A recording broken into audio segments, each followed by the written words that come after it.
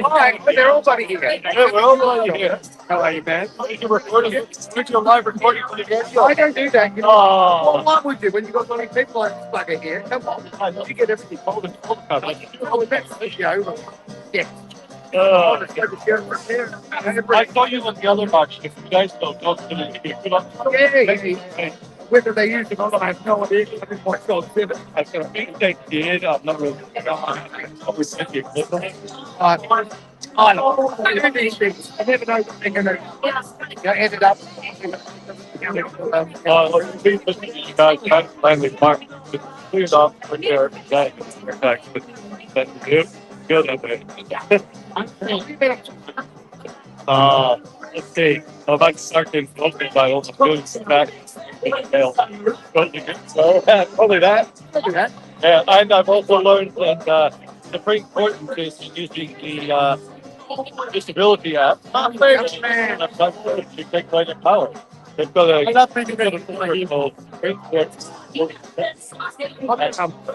I feel this. Have literally taken such. Taken legal rights. Even though you don't have this reason to pay every license, they said, okay. So if I get in the nick and a couple of people who don't speak on English look after him. Like we've got different people all the time. And he's only that same fun. Okay, one day, doing up. She was coming. Yes, yeah, she said she was coming. I don't know, yeah, she said she was going to bring a book as well. Chapter 5, it goes over the next and the other one, so but earlier part of that story is that they put her daughter in the house and now the other guy got away with it. But that's why this don't happen. I by the way, not there. Sorry, no, I don't blame you. I don't blame you. I actually think that's really cute. That's cool. I'm not supporting them all. I arrived yesterday, I think. So, did you check the time work? I have one similar. Yeah, because the time didn't. I used to have this brand. Really, it's what ways I start. Yeah, that's why I don't do that. Yeah, but I mean, that's good. Oh, yeah, they got this stuff that they don't. Yeah. At least it's certainly back up. Oh, okay. Hey, if I can hey, I'm going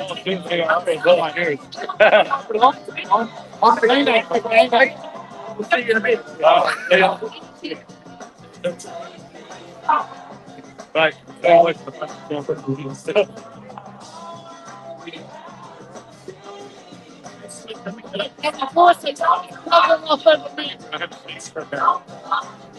I'm not coming to you. I'll go back.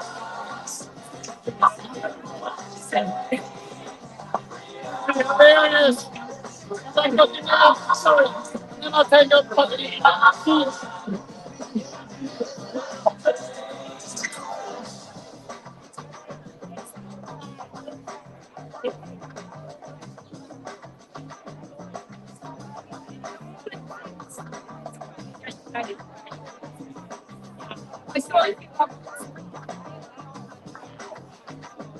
yeah, right there. Take it, here we go. You come against us. It's a case. I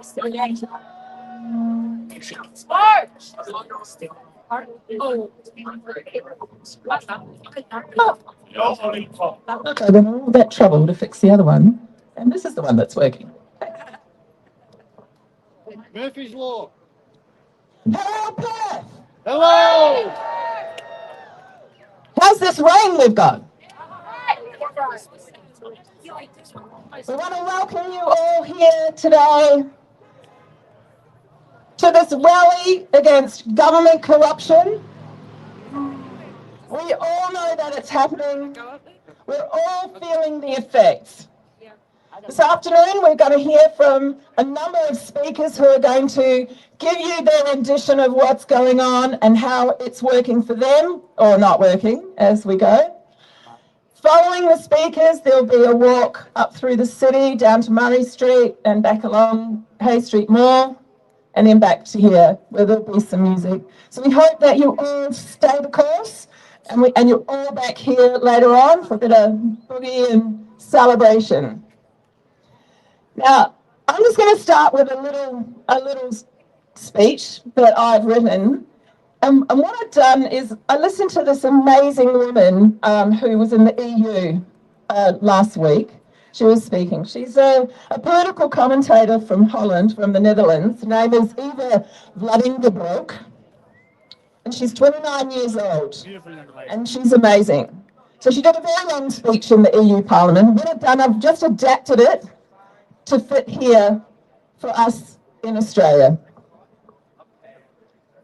And what I want you to feel these words that she's said, and I want you to take it with you today when you're supporting us as Australians and wanting the government to take notice of us. All right? So here we go. The Australian government stands exposed, their carefully constructed facade beginning to crumble under the weight of undeniable reality.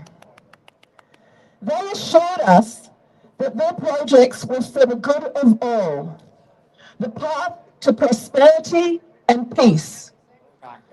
They promised us stability, but have delivered us chaos. They told us that unity would make us stronger, but they are stripping us of our sovereignty. They promised freedom, but they have given us censorship, surveillance, and a suffocating political correctness that silences anyone who dares to dissent. What we are witnessing today is not the flourishing of a united Australia, but the unravelling of a system that has placed itself above the people it claims to serve. The crisis of the Australian government is not just political, it's moral. It's the revelation that the very mechanisms that they have relied on to consolidate power no longer carry legitimacy in the eye of the ordinary citizen. Across Australia, people are waking up to the truth that they have been lied to. They are realising that the freedoms handed down through generations have been bartered away piece by piece in exchange for false promises of safety and progress. Australians are beginning to see their government not as leaders, but as betrayers. This realisation is terrifying to those in power because they cannot control it. Their plan depends on the passivity of the masses, but the masses are no longer passive. Citizens are no longer willing to sit silently as their livelihoods are destroyed by reckless economic policies, as their cultures are diluted under the weight of uncontrolled migration, and as their voices are stifled by an ever-expanding machinery of censorship. They paint dissent as extremism. They brand skepticism as misinformation. And patriotism is condemned as hate. But today, these very concepts, the right to defend one's borders, the right to preserve one's identity, the right to speak one's mind, are resonating with millions of us. Our government and most of its members have insulated themselves from the realities faced by ordinary people. They are far removed from the struggles of those who work hard, raise families, and pay the price for policies they never asked for. The truth is breaking through the narrative. That censorship that sensitive protects democracy is not a truth. No, it's not. Every new crisis exposes their weakness. An energy crisis they cannot solve, an economic downturn they cannot reverse, and a cultural divide they cannot bridge. As each promise fails, the people grow less trusting, more restless, and more determined to reclaim what has been taken from them.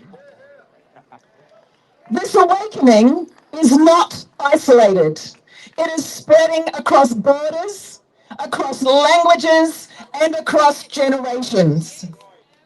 They have hoped to divide us by labeling us, by setting us against one another, and by fragmenting national pride into guilt and submission. I like it. Amen. Yet the opposite is happening. The tide of public opinion is no longer in their favour. When power begins to slip, those who hold it always resort to the same tactics: control, coercion, and fear. Yeah. We are witnessing this strategy unfold. The strategy of control is not new. It's as old as tyranny itself, but it cannot last forever. A population can be manipulated for a time, but never indefinitely. The more they try to silence dissent, the louder it becomes. The more they attempt to erase national identities, the more passionately people defend them. Control breeds resistance, and resistance is growing stronger and stronger. The more they censor, the more people wonder what truth is being hidden. The more they regulate, the more people ask who truly benefits from these rules. Not us. They underestimate the will of ordinary men and women to stand against injustice. Their strategy of control is failing. It is failing not because it's weak, but because the human desire for liberty is stronger. It is failing because truth cannot be erased forever. Ordinary citizens are demanding to be heard again, demanding to take back what was stolen from them: sovereignty, dignity, and freedom. This is about freedom against control, truth against deception, and sovereignty against submission. The beginning of a new chapter where truth is spoken boldly, where sovereignty is reclaimed unapologetically, and where freedom is defended without compromise. That power is returning to where it always belonged, in the hands of the people. With that power and that awakening comes a responsibility to us that cannot be ignored. We must stand firm. We must rise together and ensure that Australia not only survives this moment, but emerges stronger, freer, and more united in spirit than ever before. The time for silence has ended. This is the moment to speak without fear, to act without compromise, and to stand without apology. For truth, for freedom, and for the survival of our beautiful country of Australia. Thank you. All right. We got you going.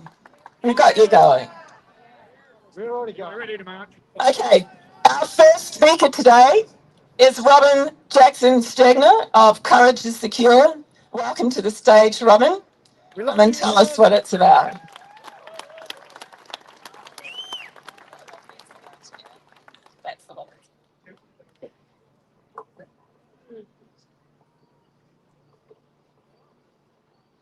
Alrighty, greetings everybody. My name is Robin. I'm terrified I'm going to fall off the back of this stage. Excuse me while I adjust myself my mic.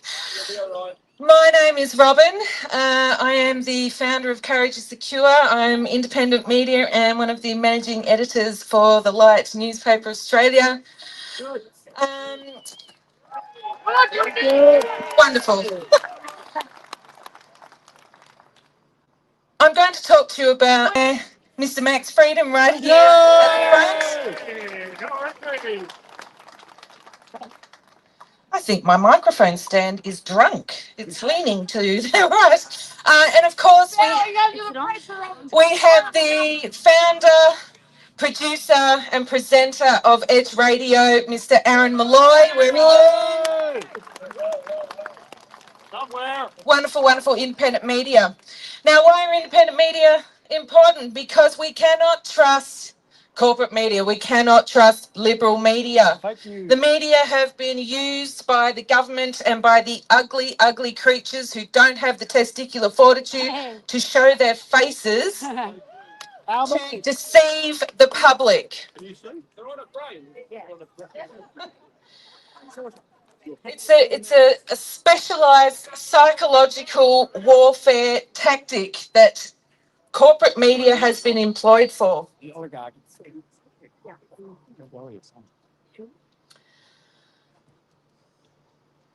Unfortunately, we have a situation where not only are they brainwashing the general public, we also have a situation on our hands now where our youth are being indoctrinated.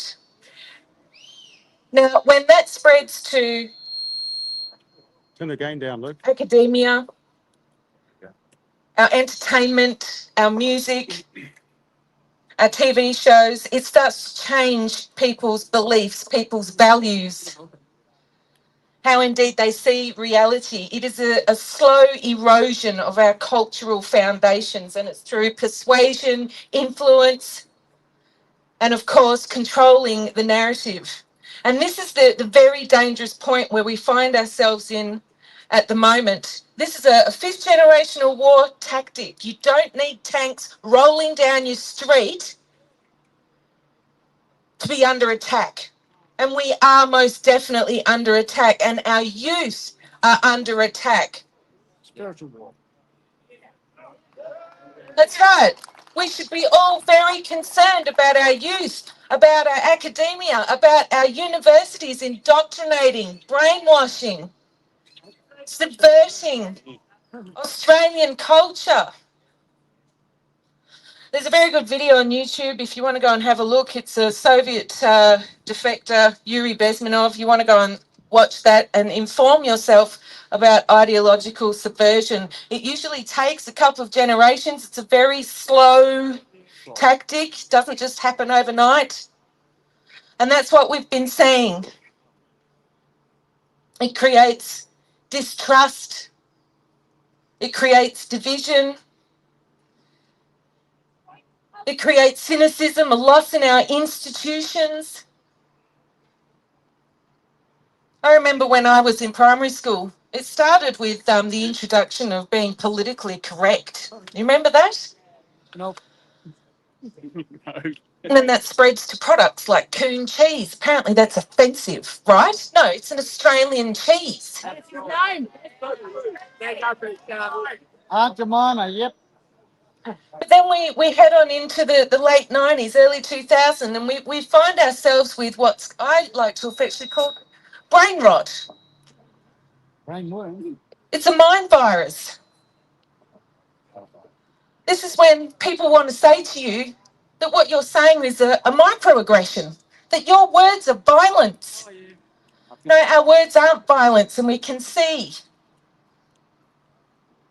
with the assassination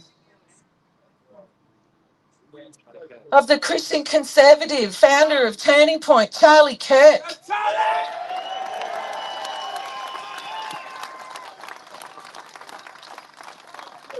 That the liberal media industrial complex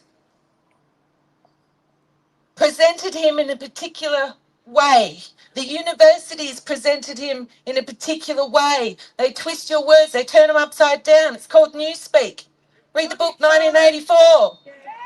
We love you, Charlie. And they want to say, yes, round of applause for Charlie. I am Charlie Kirk.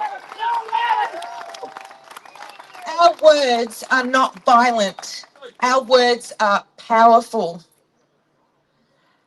We need to be able to identify ideological subversion. We need to be able to identify when corporate media, when the governments, when our unelected bureaucrats, when our politicians are taking us out into the back alley to finger us, to believe something that's not true.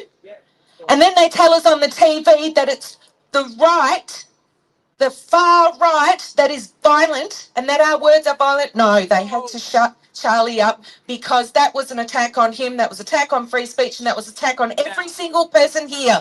And it says, don't you dare speak, you be quiet. Fuck the government. You fall in line. And there's a duplicity. It means you go home at night and say, well, this system's pretty awful, but I can't say it out loud because I'm going to get in trouble. That's that subversion working. So I would really like it if you could arm yourself with information, because that is our ammunition. Knowledge is power. And then you speak to people. Do not be fearful. Be courageous. Stay relentless. And always, always tell the truth. Yes. God bless everybody, and thank you very much.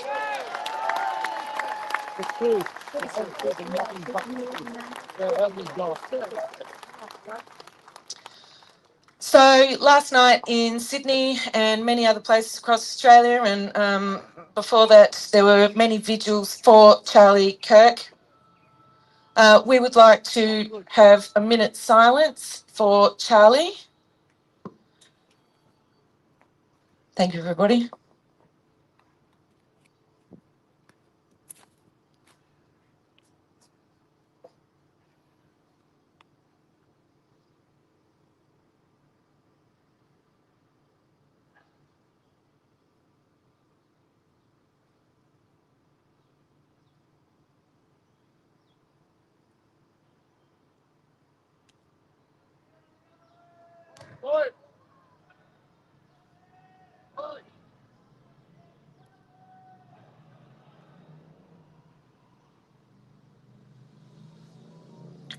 Thank you, everybody.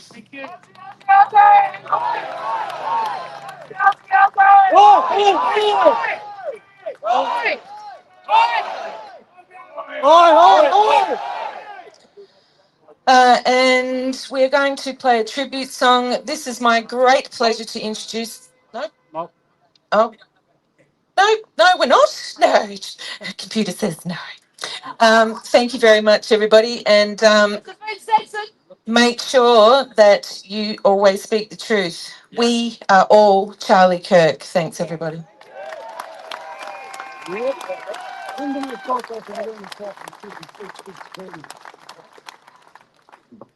This is looking a little bit sad. Right. Hang on a minute. Who was responsible for this?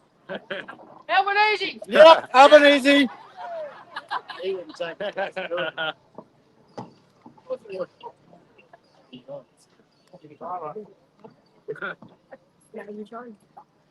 All Battles Empress. Put your notes on the leaf. Part of Operation Palomino.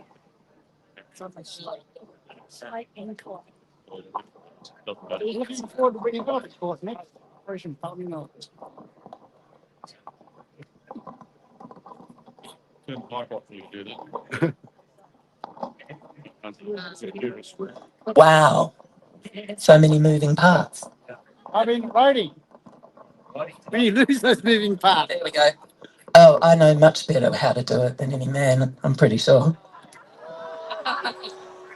Oh, sorry, that was to the guy that said that over there. Now, before we continue, we just have a few council regulations that we have to impart to you. So I'm just going to get Stuart to pop up and tell you what they are. Don't be sorry. Well, they do. And we're just doing our duty by telling you, it's up to you what you do with it.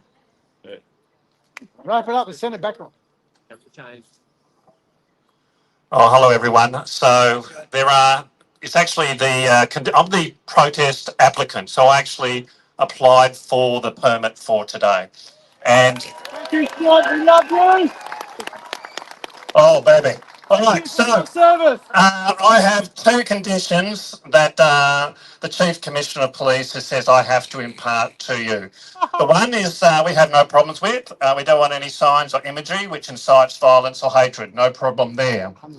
The other one is a brand new one, just introduced. It is brand spanking new. And it is this. You come here today, you are not allowed to put a covering over your face. I kid you not. I kid you not. Because they want to know everyone who is here. I expect there'll be a drone. We're taking software, facial recognition software, so they know that you're here, that you're here, that you're here. If you put something on your face, you will go directly to jail. Shame. That's the opposite of what I'm doing. I'll go to jail again. If you don't want your employer to know that you are here, too bad.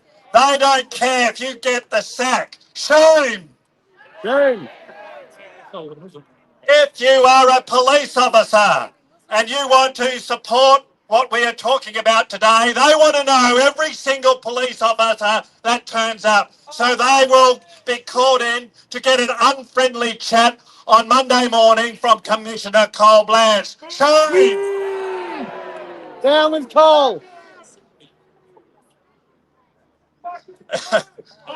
If you are a victim of domestic violence, you will never be allowed to go to a protest evermore because they will say you're not allowed to come to a protest with your face partially covered. Shame! Shame.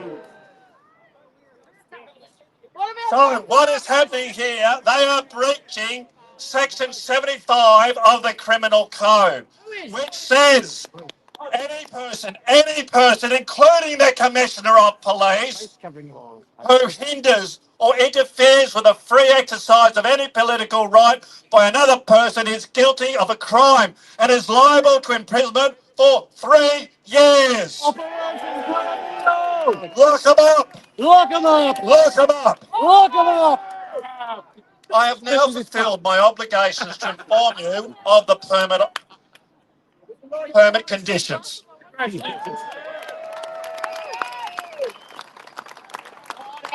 Well, thank you, Stuart. Everybody. Bit of saliva on here. He's very passionate about that. And just so you know, there will be some council members in the crowd keeping an eye on you. You won't know who they are, though. We know everyone. How you going, guys? Enjoying the sunshine? Yes. Good vibes? Yes. I am from New Zealand, but yeah, it's all good. We're one of us. This is part of Sydney. Next up, we have Adrian McRae, the councillor from the now dissolved Port Headland Council. Now, Adrian is pretty important in our group, and he's responsible for obviously putting the Port Headland motion to the council up there, which is probably the real reason why the council's been dissolved. Just my opinion, but I'm going to go with that. So, Adrian, would you like to come to the stage, please? Watch out.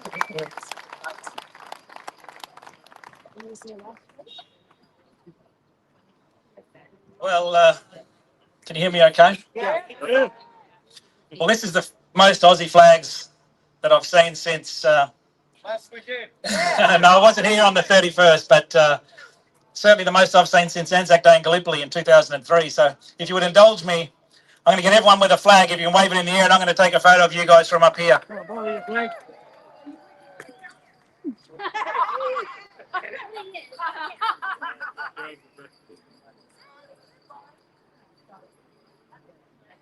Thank you. Thank you.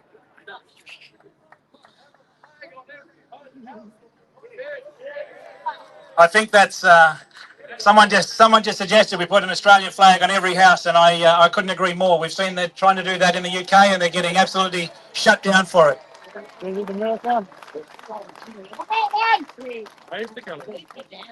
Look, it's really encouraging to come up here and see.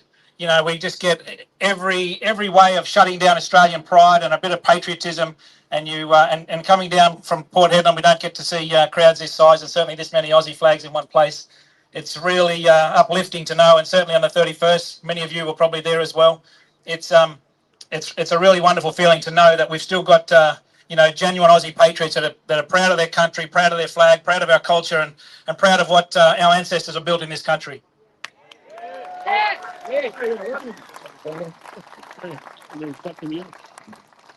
Now, as many of you would have heard, we've had a few council dissolutions in the last 6 months in Western Australia. Obviously, Nedlands was a big one. Then we had up north of Broome, we had Derby dissolved, and then of course the big one, Port Headland. Now you may remember in October of last year, I was fortunate to be good friends with Member of Parliament Russell Broadbent and also David Speaker, a scientist in Canada, to put his hand up to test the Australian vials of Moderna and Pfizer vaccination stuff, because there was not a single laboratory in Australia that would test what was potentially in those vials. Now that's because we've got such a corrupt system, both here in Perth and also particularly in Canberra and the TGA in particular, that told us to trust the science year on year to stick this experimental gene therapy in our bodies and into the bodies of our children. And as the science progressed, it was accidentally discovered by Kevin McKernan that what was being injected into Australians, and not just Australians, anywhere where these mRNA vaccinations were being injected, was heavily contaminated with foreign DNA. Now, in a normal situation, an old school vaccine, this wouldn't be a problem. But this new technology of lipid nanoparticle mRNA, modified RNA technology, that this DNA contamination is wrapped inside lipid nanoparticles that your immune system cannot touch. Now, this is frightening. When we understood that the ramifications of this, I worked with Barrister Julian Gillespie, I worked with Russell Broadbent and also with David Speaker in Canada, and we put a motion through in Port Headland. And we demanded that the state government, the WA Minister of Health, the Commonwealth Secretary of Health, the Federal Minister of Health and Aged Care, and the Prime Minister suspend these things until they could do this testing that had just shown this DNA contamination not to be an issue. Of course, by that stage, it had been proven in every laboratory in the world that had tried to disprove it. It was frightening. So Port Headland stood up, and we voted an absolute majority to send those letters out and demand those of the Prime Minister.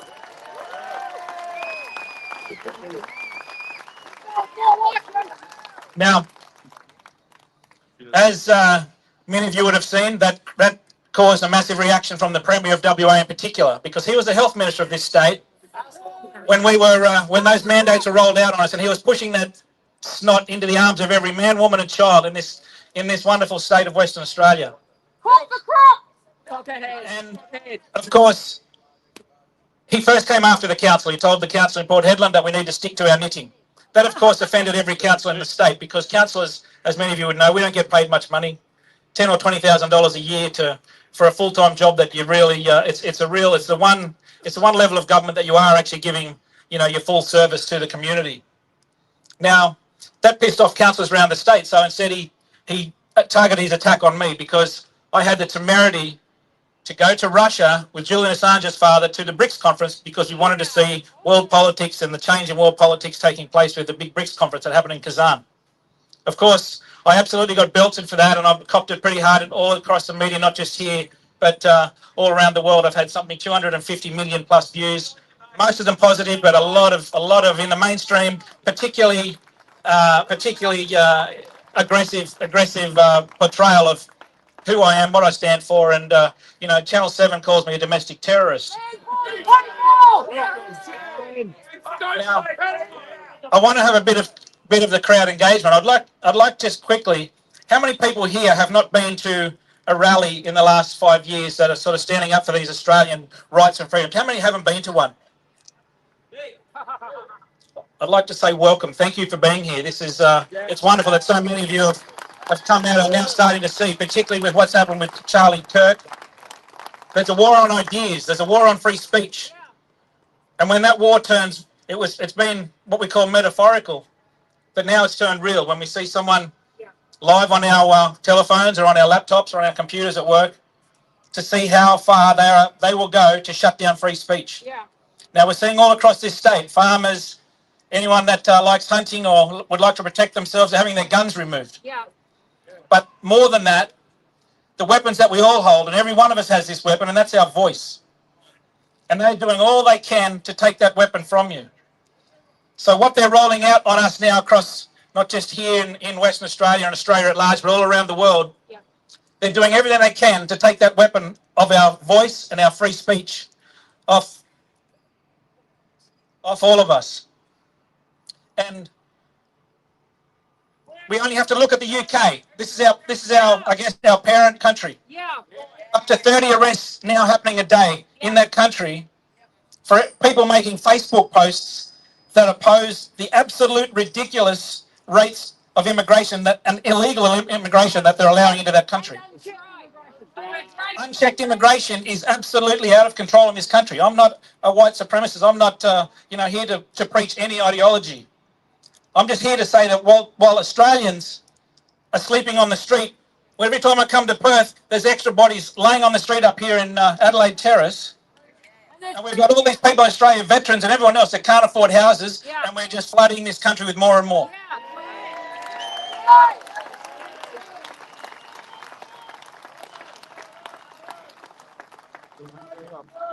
It's an absolute disgrace, and this is coming from both sides of government. This isn't a left and right. This isn't red and blue. This isn't Labor Liberal. This is as Malcolm Roberts always says, it's two cheeks of the same arse.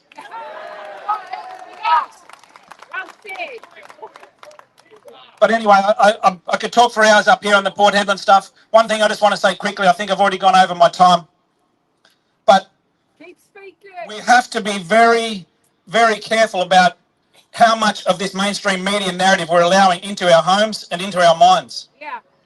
Because I've already met one of the Channel 7 guys here today, and I'm sure he's a lovely guy. But they have the same needs and desires and wants as the rest of us. And so the narrative that they've been able to get out on me personally and also on Port Headland in particular, they tell us that we're dysfunctional and we can't pass a budget. The Minister came out, the Minister for Local Government, Hannah Beasley, who used to live in this house across the way here under Kim Beasley, she came out on Friday 2 weeks ago and said that Port Headland Council is dysfunctional, they can't pass a budget. Now, she lied blatantly to the media, she lied blatantly to the people of Western Australia, because she had only signed off 2 days earlier on our budget strategy, so we hadn't even had a chance to look at our budget. She knew that because she just signed the document. 2 days later, she got her Labor Party stooge in Port Headland to resign, and he said the same thing. We can't pass a budget. We're dysfunctional. Complete lies. We've never been dysfunctional, and we've never even been allowed to look at our own budget. And then, of course, we asked for a quorum. Give us a reduced quorum so we can pass budget. She says, no, you can't have a reduced quorum of 4. I'm going to give my friends in the Labor Party a quorum of 2. They can come to Port Headland and they can rape the town blind and spend all the money that we've been trying to save and keep our town from spending. So this is at every level of government. This corruption that we're fighting is local, it's state, it's federal. And if there's one message I can leave all of us here, it's, while I appreciate you coming out here and waving your flag and showing that we're a group of patriotic Australians, we need to get involved. Plato said the famous words that those show apathy and don't get involved in political affairs are destined to be ruled by your inferiors. And there is no one in this building up here in West Perth and certainly in Canberra that deserves or should have that position over any person standing here today, because I don't see a patriotic Aussie amongst them. So please, I need you involved. We need to be involved at local level. Get involved with your PNC council at your school. Get involved with your local government. Right now in WA, we're in the middle of our local government elections. Find who's on our side. Get out, leaflet drop. Get good people in your local government. Because the Port Headland motion, it's gone all around Australia. It's gone all around the world. As I said, we've had over 200 million views on a Port Headland council meeting.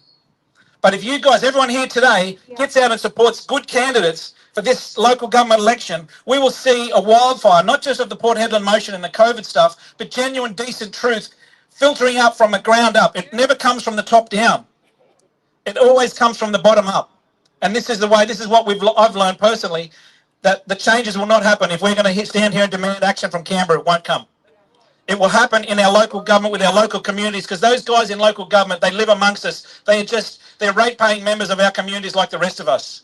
These guys in Canberra don't live amongst us. You don't get to go and shake their hand. You don't get to go and have a coffee with them whenever you feel like it. Do it here local and you will see the change, and we've got to be that change. I can't push that hard enough. Anyway, thank you so much for your time. Thanks for being here. I'm so proud to stand here and before you and see so many Aussie flags and be part of this really wonderful patriotic day. Thank you.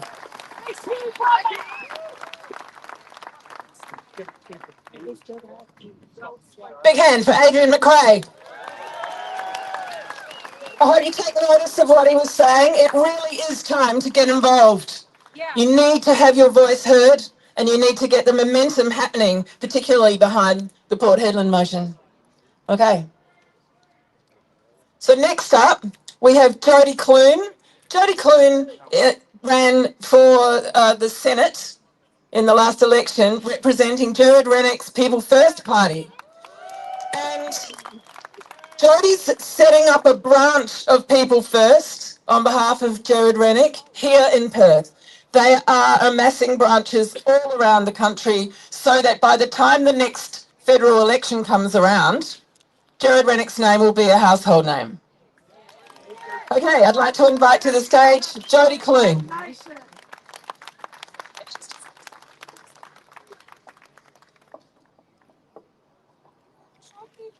Yeah, duck's disease, my husband says. Absolutely. Look, I just want to say a big thank you very much. My name's Jodie Clune and I'm here to represent People First Australia. So People First Party, has anyone heard of Jared Rennick?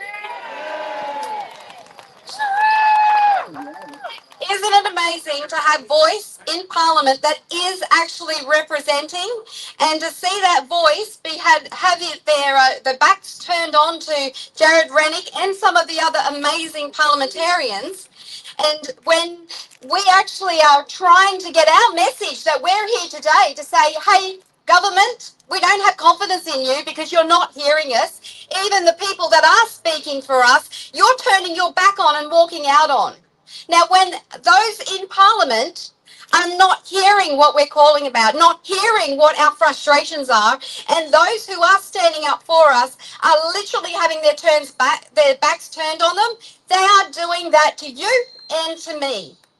Now, why I'm here today is because I have been the last 2 years pushing back on bad legislation. I don't want to be censored. I don't want to be surveilled. I do not want a digital ID to track me and how I spend my money and what I do with my time and my conversations. I'm really glad to hear that you agree with me, because I need your help.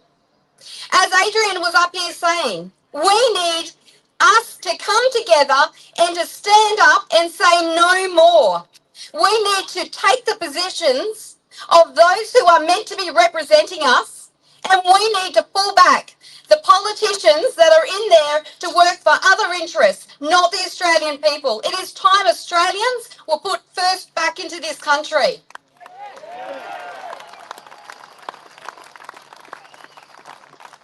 The reason why I'm standing with People First is because I was at Canberra. I was at the rallies in Brisbane. And people say to me, Jodie, what is the use? They don't say anything. They don't do anything. What are we accomplishing? Well, in the last 2 years, I want to let you know that when people come together, you actually do make a difference. We've actually had the pandemic treaty that they tried to push on us. It has actually been knocked off its timetable, and it has actually been lessened. We've got the international health regulations that is actually not the full gamut of what they wanted to do. That is now going to be coming in a lesser version, but still coming in on the 19th of this month. We still don't want it. Oh, we don't. Absolutely no. So what does that look like? They are pushing. We are saying no, and yet they are still moving forward. We are saying no to a digital ID. We are saying no, I don't want to log in and do a facial ID when I just want to Google something.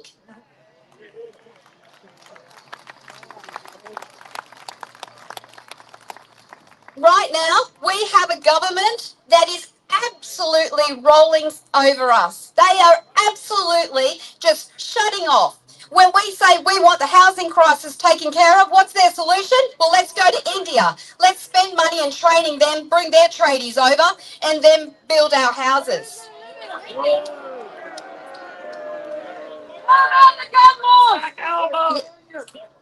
What about our tradies? What about small business? I've spoken to plenty of you who are saying, yep, we don't want to have the legislation that is, we don't want to have legislation that is going to be tying our tradies up, so it's not worth taking on an apprentice. It's not worth getting on with the job. That's why they're walking away. That's why small business is actually closing down. Our manufacturing is offshore. These are the things that the people who are meant to be representing us need to get back on the job. Now, we've got council elections here. I would love for you guys to put your hand up. I would love for you guys to get behind your councillors that are wanting to put Australians first. Because Adrian is right. We need good people back in every level of government, every level of representation. It is now time for you and I to stand shoulder to shoulder as we are today and actually take our government back and take our country back.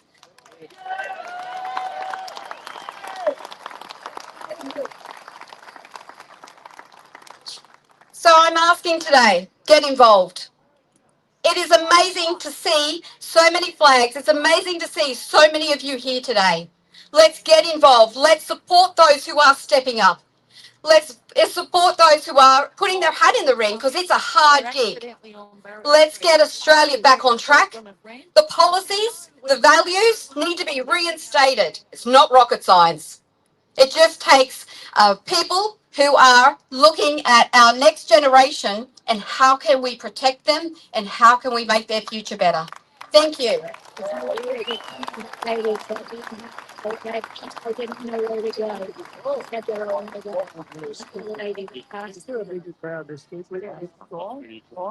it's fine.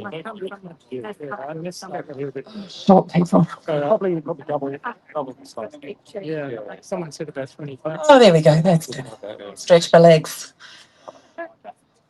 Thank you very much to Jodie Clune. I am supporting Jodie. I'm working with her as her voluntary assistant, trying not to do anything wrong. But yes, Jared Rennick, we need someone like him who knows what he's talking about, who cares about the people and cares about what happens to them.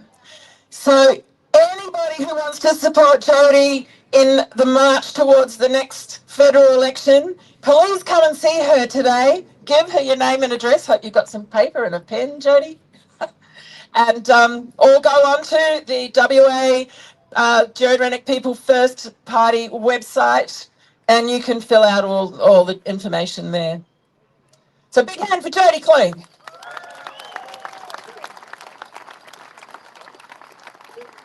So next up, we've got Jordan Woodhams. Now, Jordan is the president of the Libertarian Party, and I'm going to invite him up to the stage to entertain you.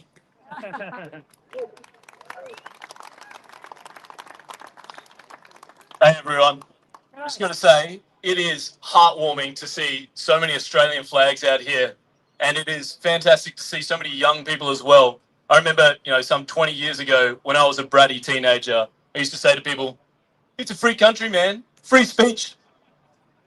Nobody says that anymore because it's not true. We don't have free speech. Not when politicians can introduce the Mis and Disinformation Bill. Not when politicians can pass the Hate Crimes Act 2025. Not when politicians can ram through the social media ban bill requiring all Australians to have a digital identity just to access things like bloody YouTube. All right? You know what that's going to lead to? In the UK, every day. They arrest, on average, 30 British citizens for Facebook posts. That's right. Shame! And the Labor government has passed the Hate Crimes Act 2025 here, criminalising some of your speech. And they're also requiring digital identity. Yeah. It's not just possible to lock you up for the mean words you say on the internet. It's bloody trivial. Now, America is not a perfect country, but they got one thing perfectly right. Yeah, they got The two right rounds. to free speech, the First Amendment. Yeah. It recognises your right to free speech, and it protects it with 5 simple words. Congress shall make no law.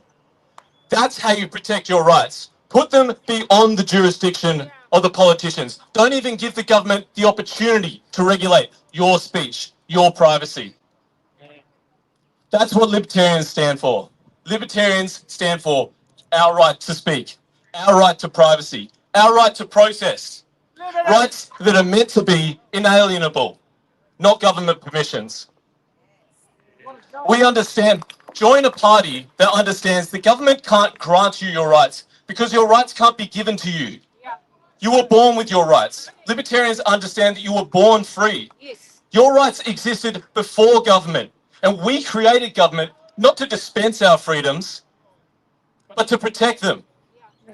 I'm Jordan Woodhams of the Libertarian Party West Australia, and I believe that it is our duty to fight and protect our rights, so that someday in our country we can once again be a proud nation that says it's a free fucking country.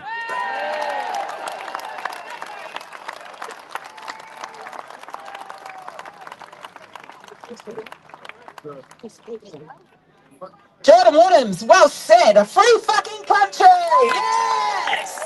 Woo! Go Jordan. Oh, Probably get arrested for that. Yeah. oh, we've got a no-show. We've got a no-show, I'm afraid. Okay, we'll move on to the next one then. Alyssa Coe began the Right to Work project around about the time that the Ben Falconer case was coming on. So Alyssa, I'm going to invite you to the stage to talk to everyone about what's going on with you. Is that okay? Thank you so much for giving me 5 minutes of your. What do you want me to do? Closer. A bit louder. What? Get louder. Okay, I can talk louder. Is that better? All right. Okay, cool. Thank you so much for having me today. I'm here to talk to you about the Right to Work project. We exist to test the law and to make case law that protects every single Australian worker's rights to bodily autonomy and their right to work regardless of their medical choices. So our efforts are for your children and all Australian children, and our hope is that governments will be deterred from making draconian legislation like the COVID-19 vaccine mandates, and that employers will be empowered to reject such measures in the future. Our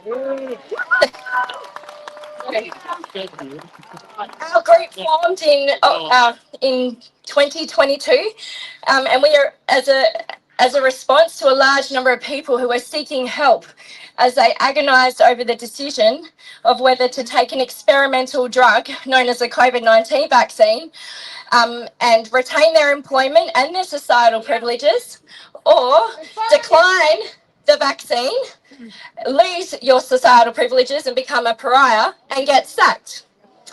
So I'd like to tell you about a lady called Jackie. Jackie's a single mother. She worked for a private training organisation, and in 2021 she worked from home and she delivered online training.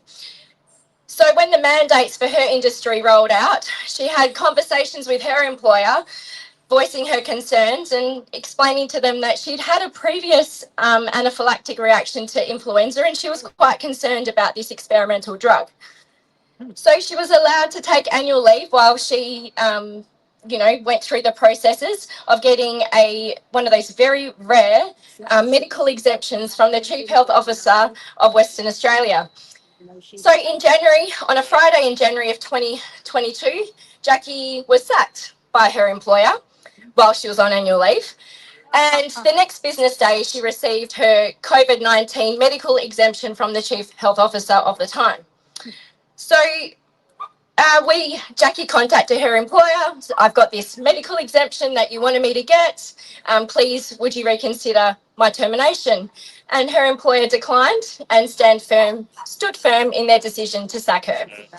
So in July of 2022, Jackie lodged a disability discrimination complaint with the Australian Human Rights Commission. It took them 18 months, and then they terminated her complaint in around February, March of 2024. So we lodged a leave application to the Australian Federal Court in April of 2024. And on September 2024, Judge Street granted us leave to go to trial, to take Jackie's case to the Federal Court of Australia. I just want to read to you very quickly a quick summary from our lawyer. In Jackie's case, I put an argument that being unvaccinated is a disability and that Jackie was discriminated against for this disability. The court appears to have found that this argument is sufficiently arguable to allow Jackie's case to proceed.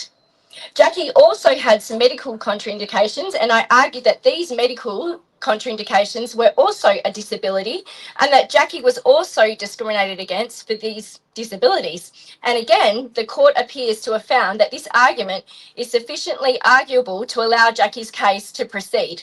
So just quickly, we haven't won anything. We've just been given permission to run a case in the federal court. So we haven't won anything, but it is a small lot of favour that a judge has granted us. So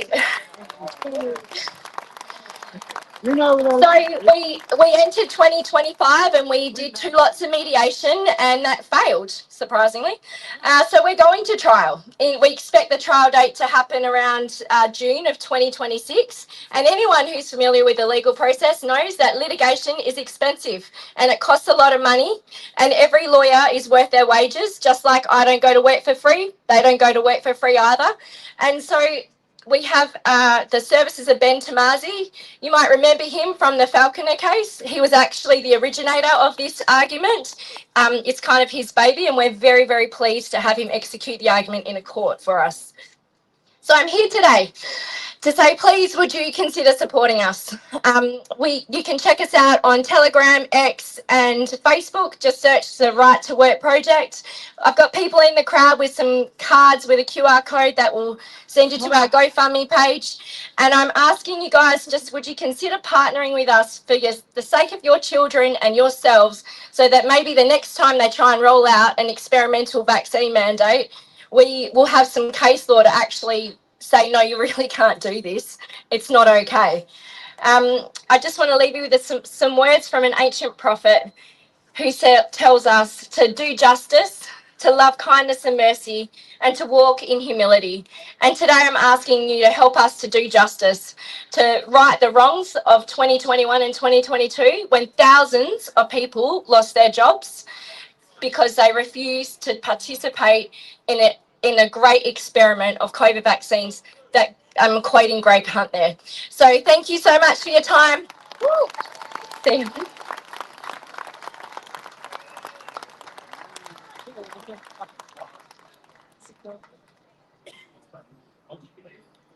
Thank you to Alyssa. You've got to really admire those people who take on the court system, because it really is not in our favour. When you go and tell the truth in court, you get thrown out. So big hand for Alyssa and the group that she has that takes on the people and has enough courage to go to court. Next up, we've got Stuart Chapman again. Now, Stuart, you may all know, because he, apart from being the bane of existence for the Perth Council, runs once a month, the first Saturday of every month, the Walk of Shame. Through the city, there's a little rally where people go and they hold up these amazing placards that all have some truth about them, and people come along and speak about what's going on these cards. And we're getting these days a lot of interaction from the normies. who are finding that they are being affected by the COVID vaccines, their family, their friends, everything. So now people are starting to come forward more with their stories. So I'd like to welcome Stuart to the stage again, and hopefully won't spit on the microphone this time.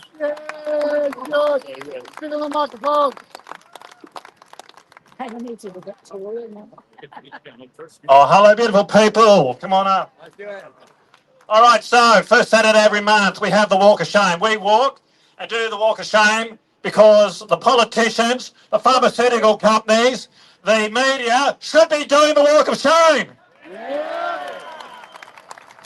This guy here, Superintendent Walsh, he had banned 800 of my protests. Shame! So, I took Superintendent Walsh and Commissioner Blanche to the State Administrative Tribunal 5 times. And I won 5 times. Oh, brilliant. So please join us. These placards, take them for the rally. Please return them because we use them. We have new placards every month. So new topics. So please join us first Saturday month, 11:30 Forest Place. So a final point is I believe that the police commissioner is acting illegally. I've just heard that there's a Palestinian rally up there and half of them are wearing masks. But we're not allowed to wear masks. Shame! They want to know everyone here. Okay, they want to know your face. They want to record it. So what they're doing is illegal. They're interfering with our political right to protest. So I make an announcement today. I'm going to take the Chief Commissioner to the tribunal for a 6th time. And we're going to freedom. Oh, baby. Thank you. We love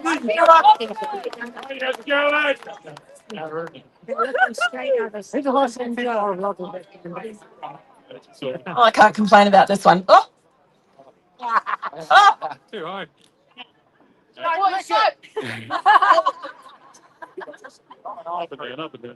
I have to wash my mouth out after.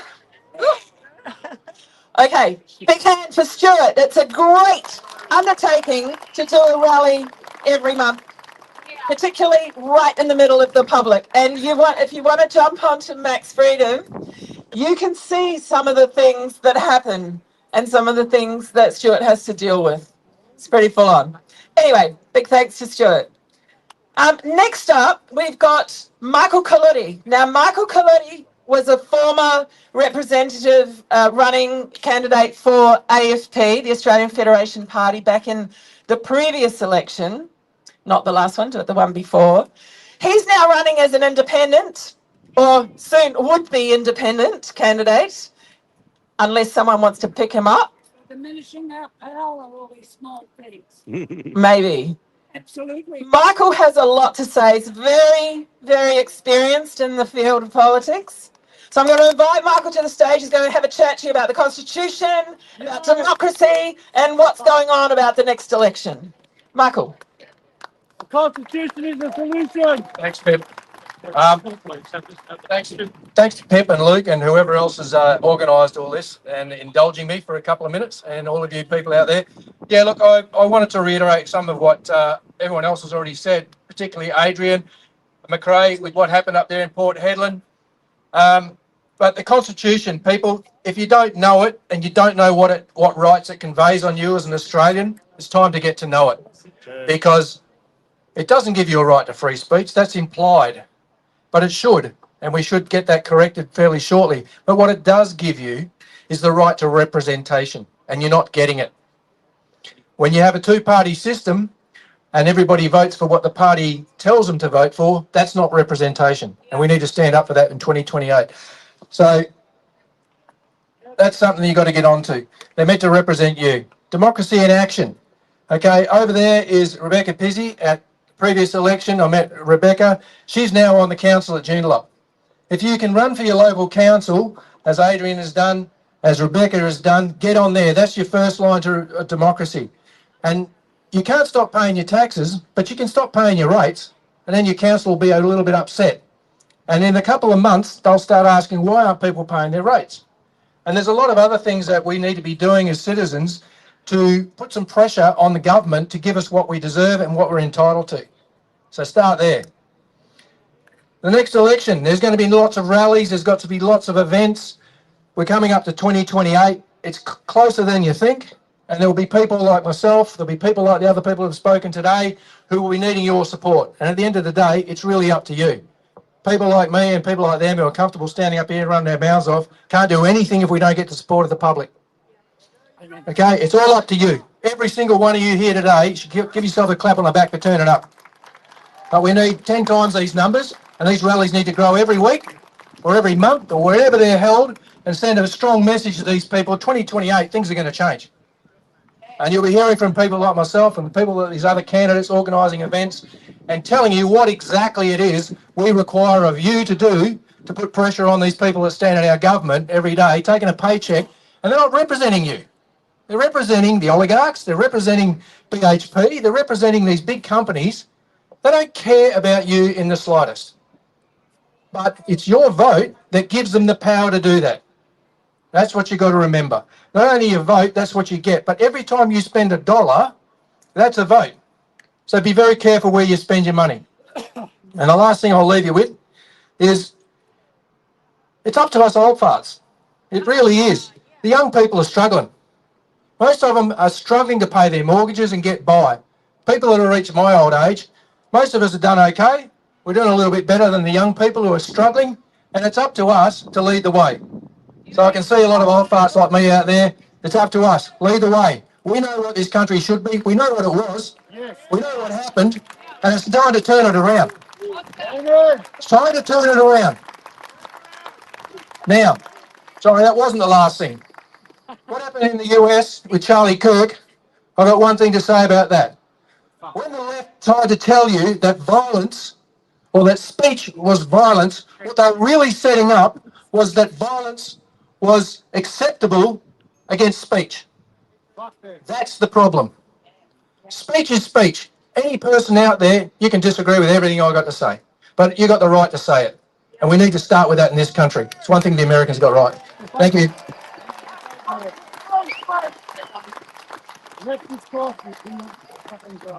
Big thanks to Michael Coletti.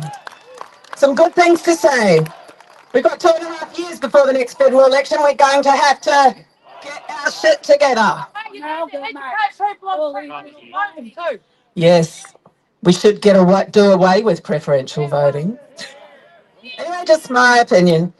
Okay, next up. Yes, agree.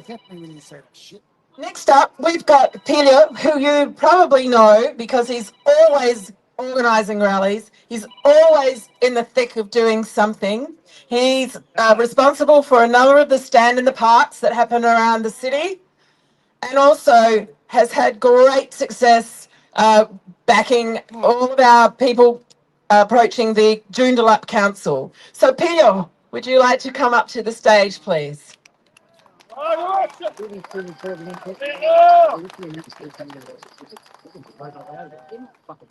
Hello all, and thank you for being here.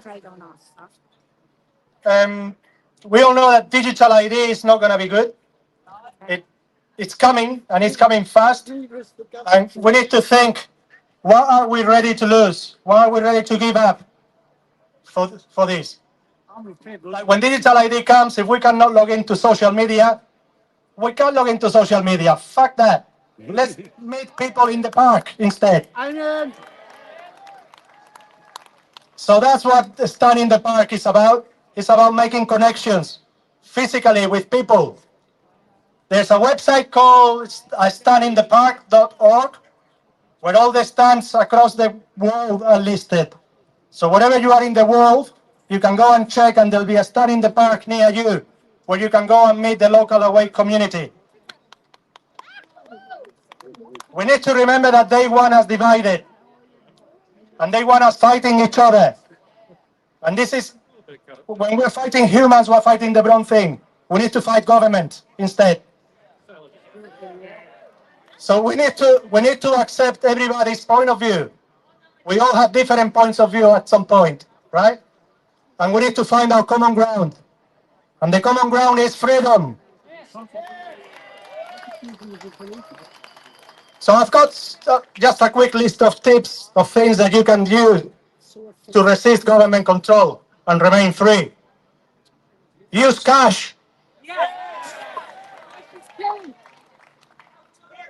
Choose a small business over the big corporations. And support local over foreign. Start getting used to leaving your phone at home. Your shackles. Or at least leave it in your car. Don't bring it to meetings or to meet your friends. Unlock your devices with a pin or a pattern. And don't give your face or your digital print to any device. Read all terms and conditions before you agree to anything. Because they are taking your privacy and they're taking all your data when you agree to things. That includes those capture screens, where ironically, you gotta prove to a computer that you are a human. Close my Gov account. Get that close. They don't need to know anything about you. And stop all your unnecessary subscriptions. Don't give your money to big corporations like Netflix, Spotify. Cancel your subscriptions. Grow veggies. Get some chickens. And ducks. And attend your local community groups. We organize meetings at Topolini's regularly. You have stand in the parks. You have hoodies heroes. Go and meet your community. Umbrella people. Attend rallies and hug people. And whatever comes next, do not comply. Thank you.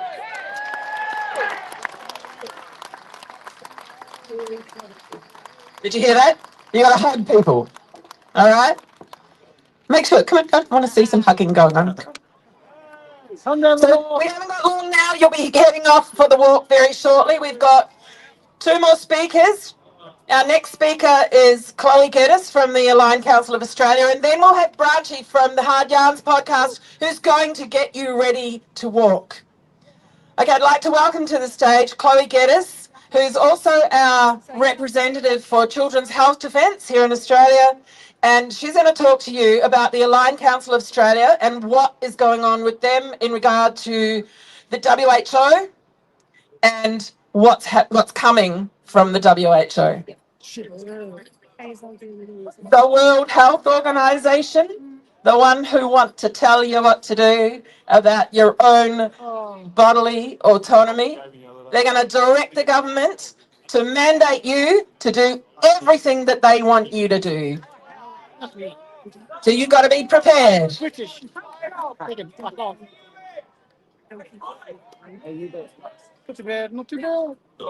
We should totally get rid of the UN. Hello. Thank you. My name is Chloe Geddes, and I'm here today speaking on behalf of the Aligned Council of Australia, a collective of 39 organisations representing 1.8 million Australians. We are committed to stopping the implementation of the WHO Pandemic Treaty and International Health Regulation amendments and protect the right of Australians to make decisions for Australia. Before I begin, I want to acknowledge the moment we're in. We've come together today in the shadow of events this week that shook us all. At least they certainly shaken me. I want to thank you for being here, for choosing to stand in the open, to speak and to listen, because that's what freedom is. The ability to debate and to discover new ideas and to understand opposing viewpoints without fear. What we saw this week was a symptom of something deeper, a culture that has come to treat ideas as dangerous, as if words themselves are weapons. A culture that cannot argue without calling each other threats is a culture that forgets what speech is for. If the conversation is outlawed, the conflict doesn't vanish, it changes form and costs us our humanity. That's why rallies like this one matter.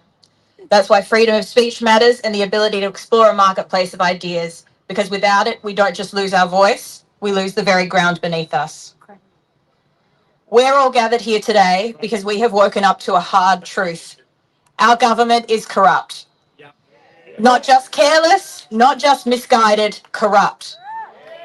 And nowhere is that clearer in the way they're handling the WHO Pandemic Treaty and IHR amendments. These agreements hand over decision-making power to unelected officials in Geneva.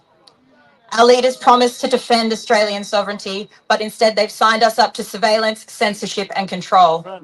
They've done it quietly, behind closed doors, with almost no media coverage, because they know if Australians saw the fine print, we would never allow it. Who benefits? Not us, not our families, not our farmers, not our workers. The only ones who gain are the same private funders and pharmaceutical giants who profit from every emergency. Hear, hear, brother. And our politicians, the ones who take your tax dollars and funnel them overseas to prop up these global bureaucrats, they are complicit. This is corruption in plain sight. It's the selling off of our sovereignty for the price of political convenience and foreign favour.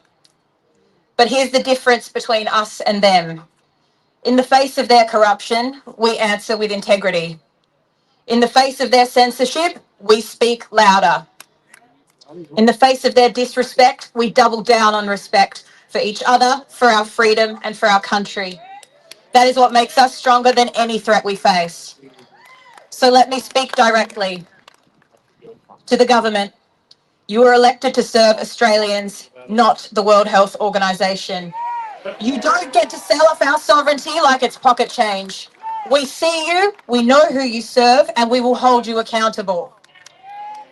To the police, you were on the front lines of lockdowns. You were used as the blunt tool of these policies. You saw the damage they caused. Under these new treaties, you could be ordered to physically restrain people for medical testing and procedures, including forced vaccination. That is already written into law in WA. It is brutal and an abuse by the state towards its citizens. Do not let them use you again. And to Australians everywhere, this is the line in the sand. These treaties are not about health, they are about control. They are the back door for censorship, surveillance, and digital ID. And if we don't push back now, we lose freedom of speech, freedom of choice, and national sovereignty itself. This is government corruption, this is betrayal, and this is why we stand here today. Decisions about Australians and our country must be made by Australians, not by unelected officials and not by corrupt politicians who have forgotten who they serve. That's why the Aligned Council of Australia exists, to unite voices, to shine a light, and to protect the freedoms of every Australian. Stand with us, and together we stand for this country. Thank you.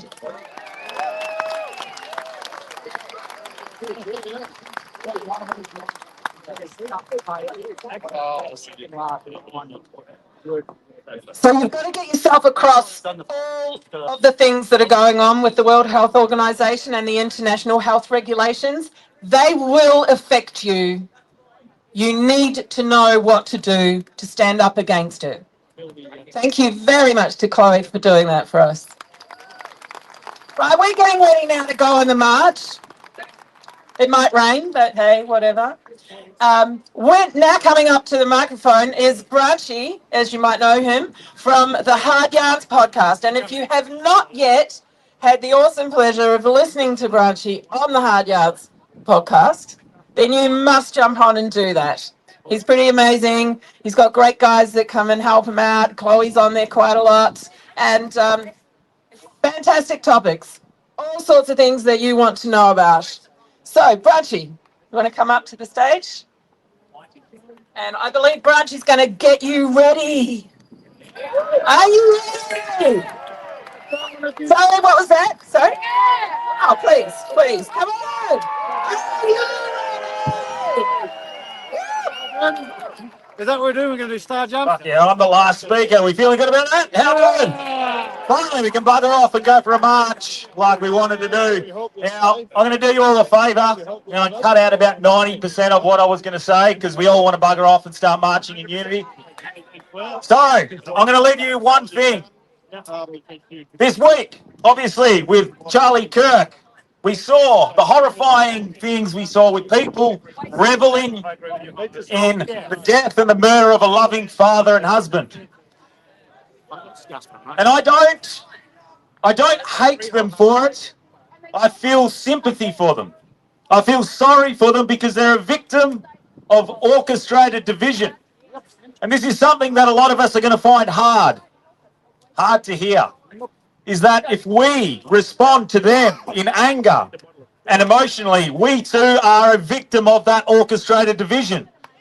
If we are pointing the finger at each other, we are not pointing the finger at the people at the top who orchestrate the division in the first place. So we need to come together. Today is about unity. You'll have the media, you'll have the politicians. They'll paint us with all sorts of smear words, racists, misogynists, anti-vaxxers. They'll use those terms to prod their own sort of divisive tactics. And we can't do that. That is the perfect example of what we're seeing today. That is why you're all here today, is because they're not listening. All we all want is to be heard. We all want the same thing. We all just disagree on the same pathway there. So today when we march with unity, march with pride, march with love, but make sure we don't get sucked into any violence, any divisive tactics, and we all unite to beat what we call the state who are influencing all of this division. Thank you very much. Enjoy your march.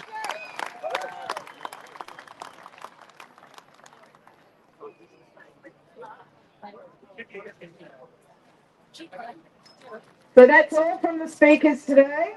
You can come back here after the march. There'll be a little bit of music and you can hang out for a bit. And we'll be hopefully finishing off. How do we do it? Just go to around about 3 o'clock. You know how to do it. Max Freedom on YouTube. Enjoy your march. Be very aware that there is a Palestinian march as well out in Forest Chase. I don't know what I'm supposed to be doing. Please do not cause any conflicts. Stay right away from it. In fact, go right away from it. Don't have anybody causing any trouble. Everybody, Have fun. just hold that for a sec. Okay, guys, if you could just wait a moment, we'll get at the head of the march, and then if you all follow on after us, please. So we're just going to move the wagon. I'll have the mic, and we'll lead you through the march. Okay. We will stay away from the Palestinian crew. We're going to avoid them and take a route which avoids them. So grab a sign if you haven't already got one, and we'll see you in the streets of Perth.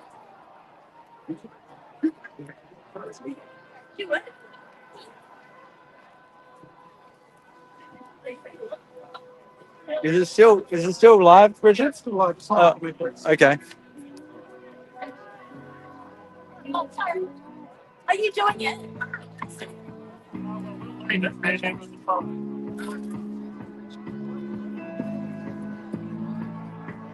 Hey, this? Wow. Yeah, good. You ready for this? Yeah. Gotta get there in the middle, man. Okay.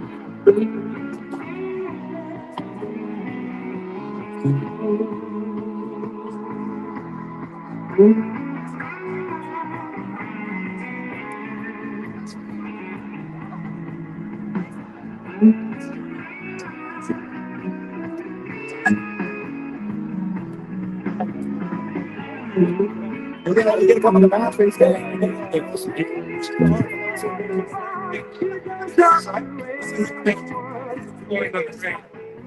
Hey, Richard, do you want to take this?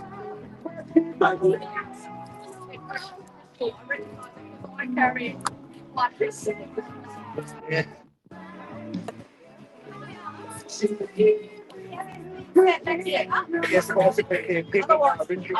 Right, excellent. Yeah, so can just mix things up, Jenny?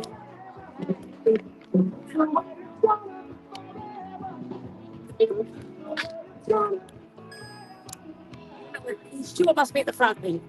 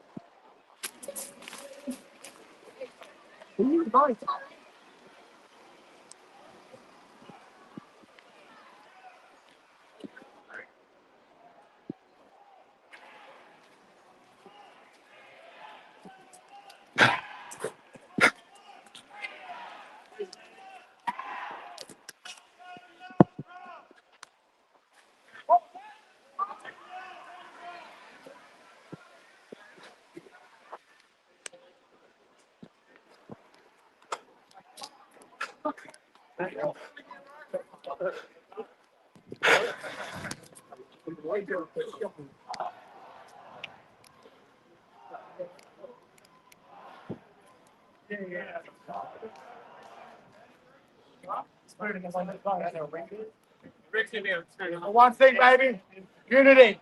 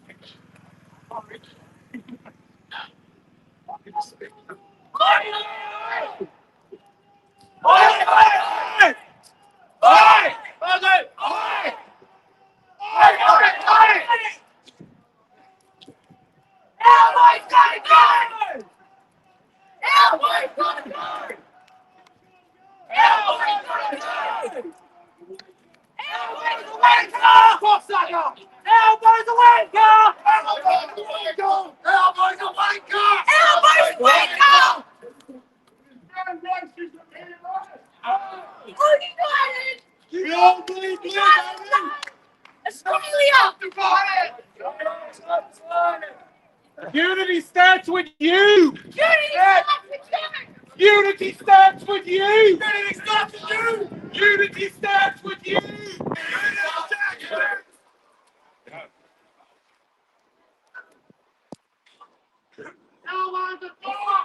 Elbows the dog.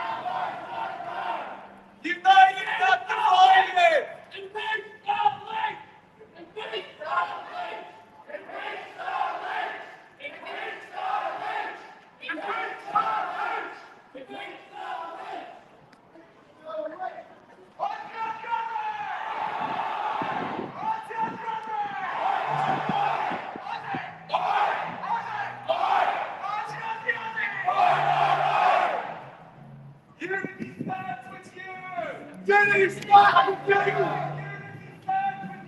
Unity starts with you. Unity starts with you.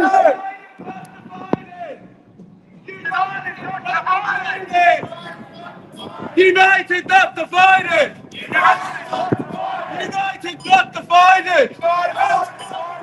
Unity starts with you. Unity starts with you. Unity starts with you. Unity starts with you.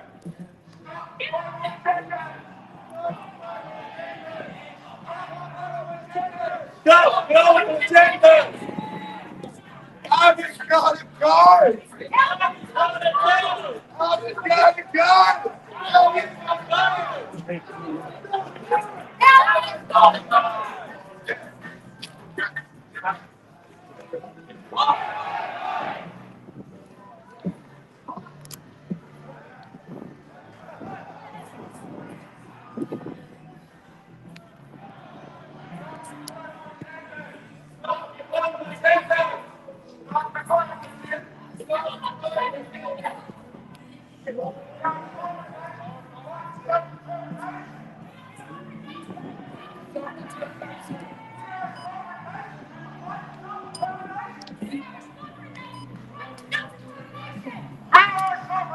With the right to self-determination. We are self-determination with the right to self-determination.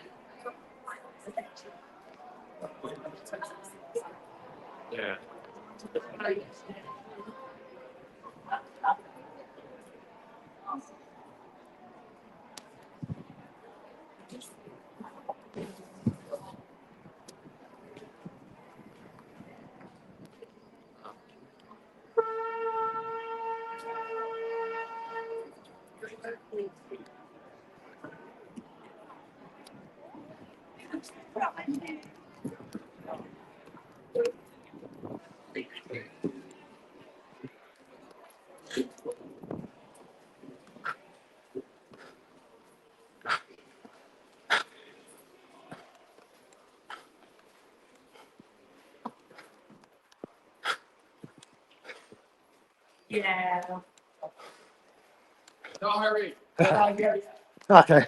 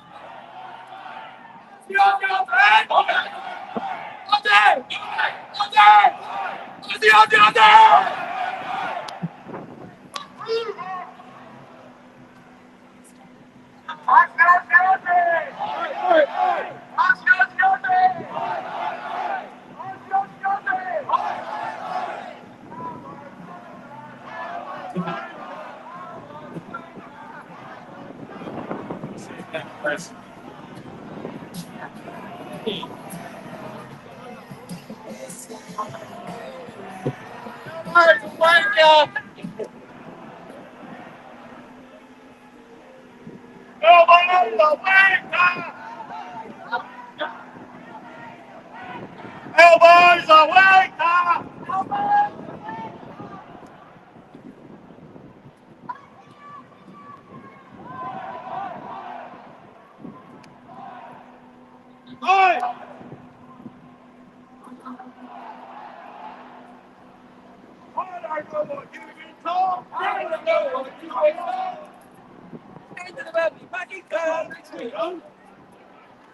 I don't know what you've been told. I don't know what you've been told. Man, they're playing and fuck off home. Man, they're playing and fuck off home.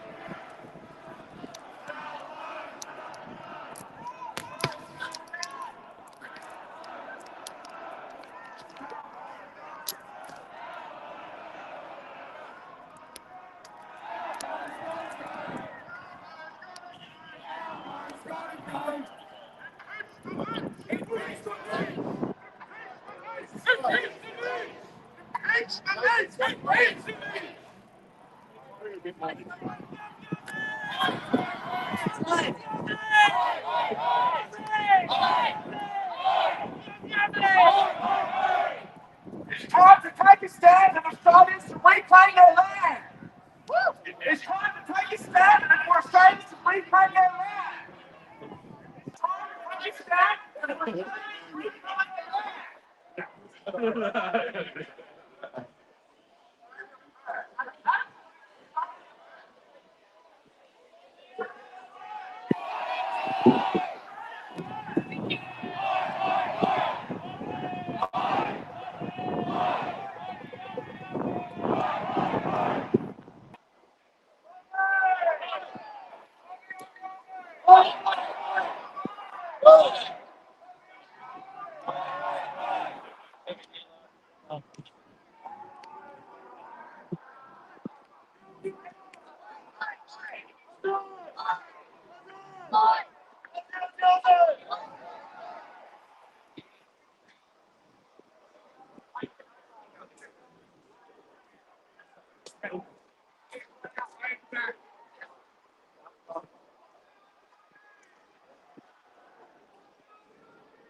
$750 minimum a week in rent.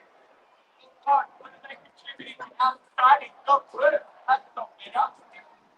You're American slave labor.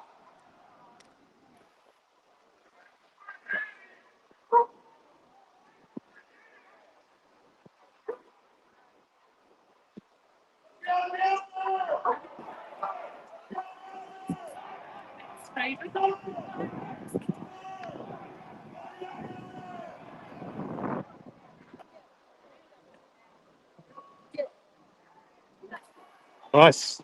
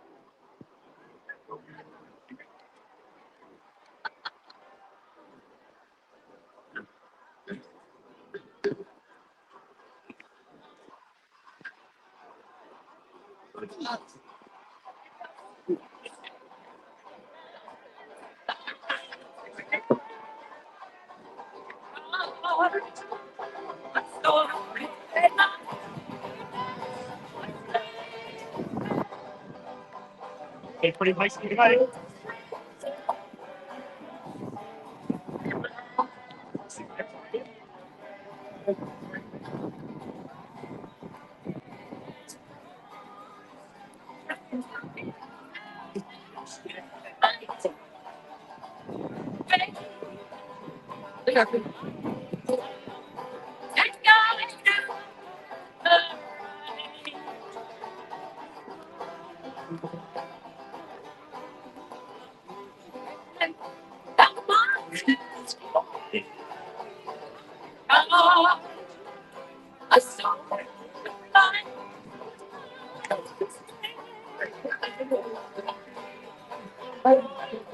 Yay!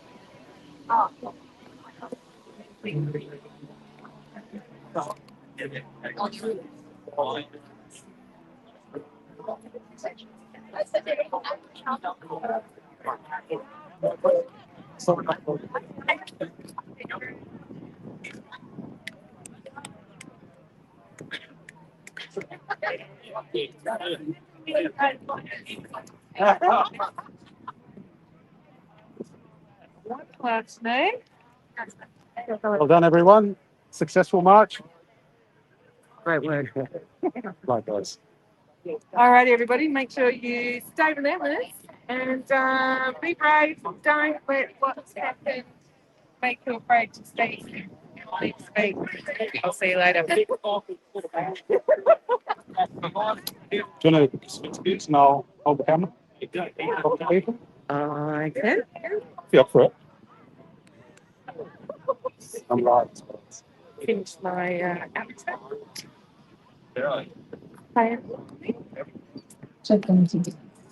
Welcome back. That was a quick break. You must have been pretty bliss. Were they like making you run? Good exercise. So come along, know around, chat, make some connections. We've got the lovely Richard O'Rourke who's here for Yeah. Do you have my? Oh. He's going to play some beautiful tunes. He's a gorgeous singer and beautiful piano. So please come and have a listen to You're always good. Is Yeah. there anyone in particular you want to talk to? Oh, just get as many as we can. I mean, we're running late. What's going on? Oh, Have a good time. And then we'll be finishing up. I want to thank you all for giving your time and your energy and your spirit to coming to support me. Unified as Australians. With love. Yeah, all right. So we And government. We're at the United Australia Rally 30th September 2023. Peace and loving. Two wonderful gentlemen with two wonderful signs. Tell me why you see today. Thank you so much. Come and enjoy. Thanks for being wonderful. we're going to end it here, people. Keep an eye out for the interviews coming soon. Thanks for tuning in.